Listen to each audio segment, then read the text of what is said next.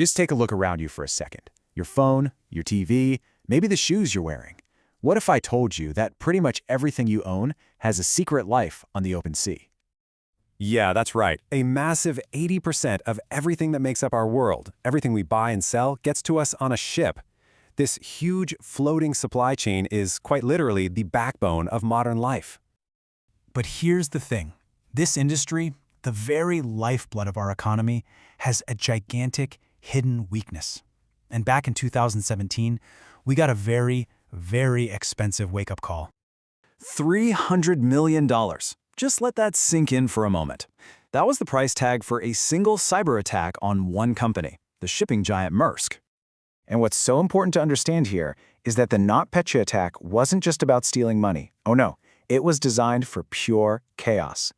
It completely paralyzed Maersk's entire global operation, locking them out of their own computers and basically bringing a pillar of world trade to a grinding halt. So you might be thinking, wow, that was a huge freak accident. But it wasn't. That attack was really just a symptom of a much bigger industry-wide problem. The whole maritime world is under siege. So why is the shipping industry such a perfect target for these digital pirates? Well, for one, it's an old conservative industry. I mean, it's way older than aviation. That means it's been really slow to go digital. We're talking about ships and ports running on ancient computer systems that were never, ever built with cybersecurity in mind. And on top of all that, the competition is so fierce that companies almost never share info about threats, which leaves everyone vulnerable and fighting these battles completely on their own. And all of this is happening in a new reality. As our own technology, like AI, has exploded, so have the tools that criminals can use against us. You can see it right here. It's a direct parallel. Our systems get smarter, and the attacks get more sophisticated and way more damaging. And just look at the money involved. The growth in losses from cybercrime is just wild. But look really closely at that jump between 2020 and 2022. That's not a slow climb, my friends. That is an explosion. This isn't some far-off problem anymore. It's here, and it is accelerating like crazy. So what does it cost when a shipping company gets hit? Well, the average ransom paid by a ship owner is now $3.1 million. And get this, that's per attack. It's become a terrifyingly normal cost of doing business on this new digital ocean. But, with all this talk about tech and money, we're kind of missing the most critical piece of the puzzle. The single biggest vulnerability, but also potentially our strongest defense. The people. When it comes down to it, it's not a fancy firewall or some new software that's going to save the day. It's the person on the bridge, the engineer in the engine room. A well-trained, alert seafarer is without a doubt the most important security asset any shipping company has. But here's the challenge, right? On any given ship, you've got this mix of mindsets. You have your old-school traditional seafarer who has decades of experience but might be a little slow on the uptake with new tech. Then you have the younger digital native who's super comfortable with a tablet but has zero clue about cybersecurity. That gap, well, that's where the real danger lies.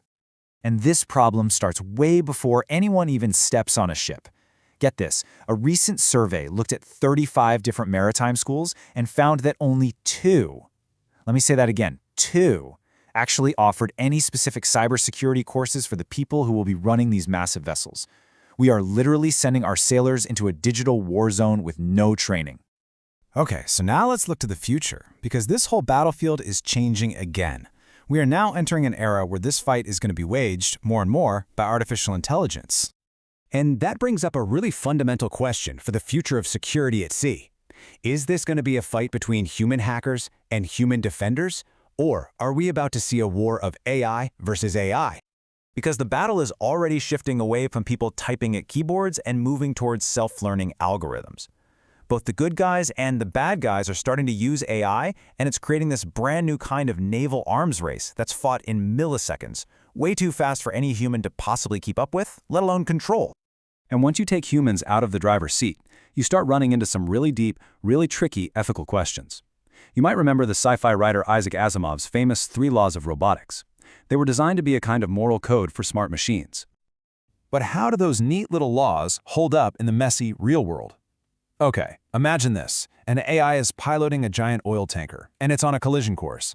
It has 2 choices. Run the ship aground to avoid the crash, which will cost its owner millions of dollars, or it can collide with the other ship, causing a horrific environmental disaster. What does the AI do? How is a machine supposed to weigh millions of dollars against an ecological catastrophe when all it knows is code? So yeah, those are the huge challenges on the horizon. But let's bring it back to today. What is actually being done right now to build some kind of digital seawall against this tidal wave of attacks? Well, the good news is a whole wave of new regulations is finally forcing the industry to wake up. The International Maritime Organization is now making cyber risk a standard part of safety. The groups that certify ships are building security into new vessels right from the start. And major players like the EU are demanding better security for critical infrastructure, like ports. The rulebook is finally being rewritten for the digital age. But here's the bottom line.